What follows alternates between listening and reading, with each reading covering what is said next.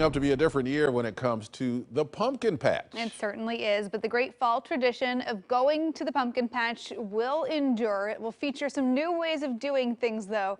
Cor Harlan is live this morning with more. Hey, Cor.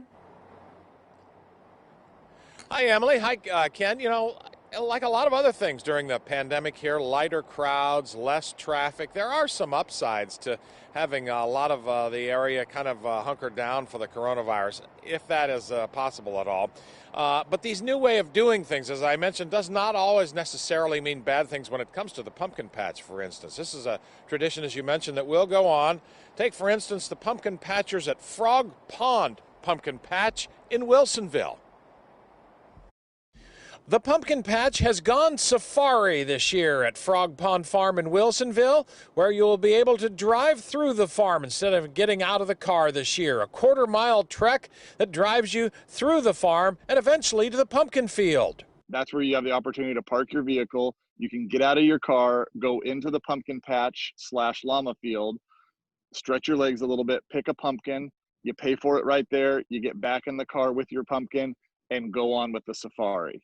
Justin Tim does not guarantee that all of the llamas will be as friendly as Sully the llama, who was born on the farm this past spring, but they are a fun accompaniment to the pumpkin patch.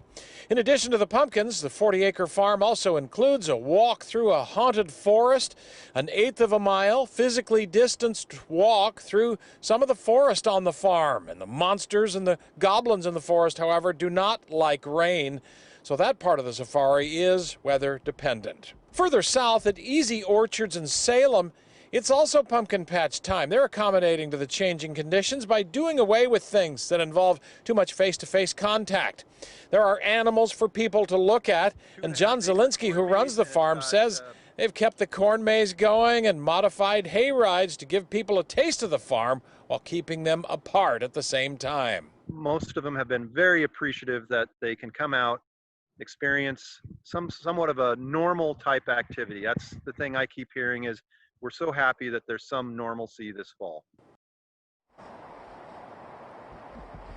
And boy, that is really what a lot of people are looking for, just any sign of normalcy at all. I know it's Monday. A lot of this stuff doesn't happen until midweek or later in the week, be it Easy Orchards, be it Frog Pond Farm, be it Lee Farms there in Tualatin. And if you plan on going out to a farm, a pumpkin patch farm, check the website, because a lot of activities are time dependent. Essentially, you make a reservation to go out there in an effort to keep everybody spaced out and keep everybody apart and avoiding congregations of too big a crowds. So that's one of the things a lot of places have instilled to keep the crowds down a little bit. But I'll tell you what, Emily and Ken, the prospect of driving a car through a farm, walking a couple feet to get a pumpkin, throwing it back into your car, paying for it, and taking off, sounds very appealing to me on a morning when it's rainy and muddy and all the rest of that stuff. So, as I say, as bad as the shut-in and the pandemic is, there are some silver linings, especially when it comes to finding a pumpkin this Halloween season.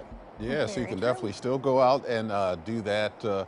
Although, some people like getting out there in the rainy weather and getting the mud all over them. I mean, that's part of the tradition as well, but we just can't do it that way this year.